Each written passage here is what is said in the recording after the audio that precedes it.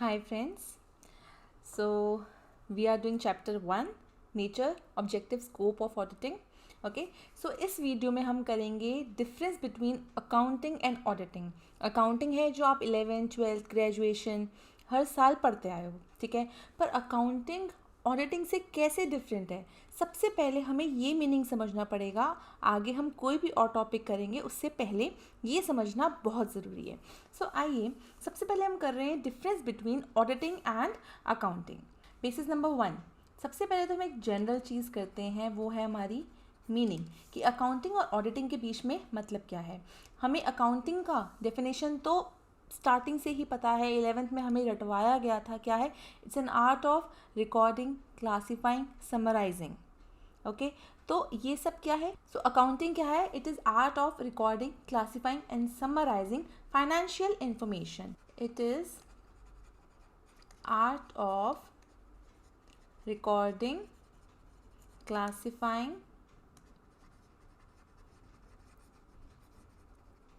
and summarizing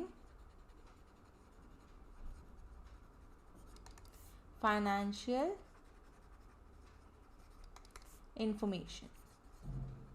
अब मैं आपको याद दिलवा दूँ ये चीज़ कि रिकॉर्डिंग हम करते हैं जर्नल में, क्लासीफाइंग हम करते हैं लेजर में, और समराइज़ हम किस में करते हैं?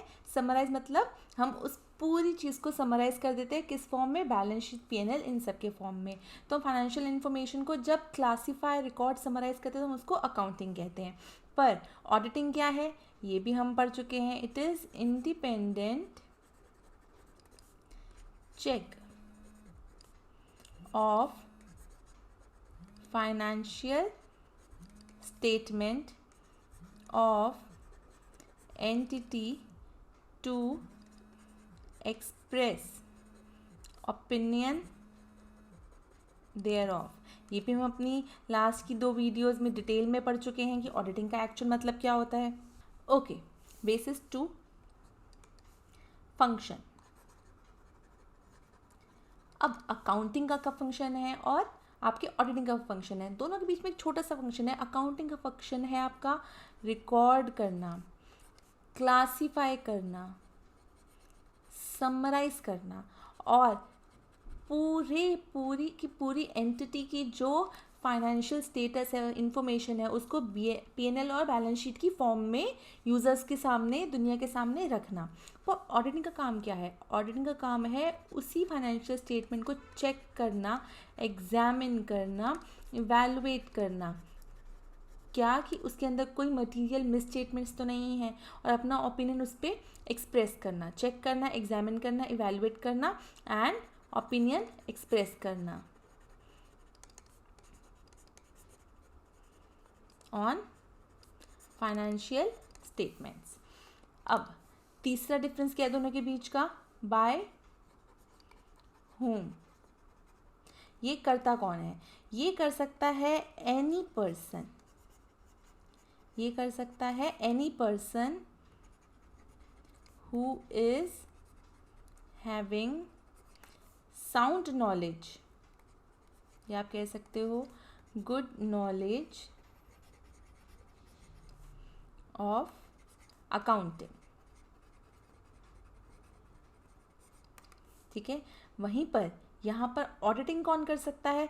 ये कर सकता है खाली हमारा CA.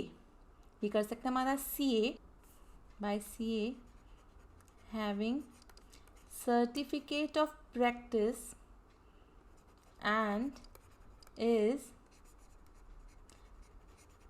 Practising in India. 4th point. अब तक हमने क्या करा? Difference between accounting and auditing, जिसमें हमने पहले किया मीनिंग, फिर हमने किया फंक्शन. मीनिंग क्या है? अकाउंटिंग का मतलब है फाइनेंशियल स्टेटमेंट्स, फाइनेंशियल इंफॉर्मेशन को आपको यूज़र्स को प्रोवाइड करना, उसको प्रॉपरली रिकॉर्ड करके, समराइज करके, क्लासीफाई करके यूज़र्स को देना. ऑडिटिंग का क्या मकसद है? उसका मतलब है उसी फाइनेंशियल स्टेटमेंट्स को चेक करना. ठीक है. तो अकाउंटिंग का आप कह सकते हो ना मतलब है बनाना, फाइनेंशियल स्टेटमेंट्स बनाना, और इसका मतलब क्या है? फाइनेंशियल स्टेटमेंट्स को चेक करना कि वो भाई सही तो हैं, चेक करना सही तो है। तो ये कौन कर सकता है? कोई भी पर्सन जिसको अकाउंट्स की नॉलेज हो, और ये वो करेगा जो कि एक सीए है, जिसके पास सीओपी है और जो इंडिया में प्रैक्टिस कर रहा है। ओके, नेक्स्ट, क्या किसी एक्सपर्टीज़ की ज़रूरत होती है? इसके पास होनी चाहिए अकाउंटिंग एक्सपर्टीज़। अरे भाई, जाहिर सी बात है, जो आपके अकाउंट्स को बना रहा है, अगर उसके पास एक्सपर्टीज़ ही नहीं है, अगर उसको ये ही नहीं पता कि अकाउंटिंग स्टैंडर्ड्स क्या हैं, कौन सा फॉर्म है, क्या कंटेंट है, अकाउंटिंग स्टेटमेंट्स को, जर्नल को, लेजर को कैसे आपने शो करना है, कैसे आपने प्रोजेक्ट करना है, कैसे आपने क्लासीफाई करना है, कैपिटल एक्सपेंडिचर्स कौन से हैं, आपके रेवेन्यू एक्सपेंडिचर्स कौन से हैं, पीएनएल में कौन से आइटम्स आते हैं, तब तक तो वो आपका समराइज़ नहीं कर सकता है। तो वैसे ही अकाउंटिंग वही कर सकता है जिसके पास अकाउंटिंग एक्सपर्टीज़ हो, और आपका ऑडिटिंग वो कर सकता है जिसके पास आपकी दोनों अकाउंटिंग एंड ऑडिटिंग एक्सपर्टीज़ हो। ओके, क्यों? क्योंकि एक ऑडिटिंग जो सीए करता है, जब तक उसके पास ये नॉलेज नहीं होगी कि अकाउंट्स कैसे बनाए जाते, तब तक वो अकाउंट्स को चेक कैसे करेगा? चेक तो तभी करेगा ना जब उसको नॉलेज हो कि अकाउंट्स बने कैसे हैं, और ऑडिटिंग करने की उसको ऑडिटिंग की नॉलेज भी होनी चाहिए। सो ऑडिटिंग खाली वही कर सकता है जिसके पास अकाउंटिंग और ऑडिटिंग दोनों की नॉलेज हो। सो हमारा नेक्स्ट बेसिस है, बेसिस फॉर डिफरेंस है प्रिंसिपल। हम अकाउंटिंग करते हैं एज पर अकाउंटिंग स्टैंडर्ड्स। यहाँ पर लगते हैं हमारे क्या? एएस। और ऑडिटिंग हम करते हैं एज पर एसेज। ये हमारे क्या होते हैं? Standards on auditing. Okay, next is are primary responsibility. Primary responsibility accounting के केस में प्राइमरी रिस्पॉन्सिबिलिटी किसकी होती है? अकाउंटिंग केस में प्राइमरी रिस्पॉन्सिबिलिटी होती है मैनेजमेंट की। Primary preparing of financial statements is responsibility of management. वहीं पर ऑडिटिंग किसकी प्राइमरी रिस्पॉन्सिबिलिटी होती है? Auditing is primary responsibility of auditor. अब यहाँ पर जब ऑडिटर चेक करने आता है फाइनेंशियल स्टेटमेंट्स को, तो उसका काम है सिर्फ चेक करना।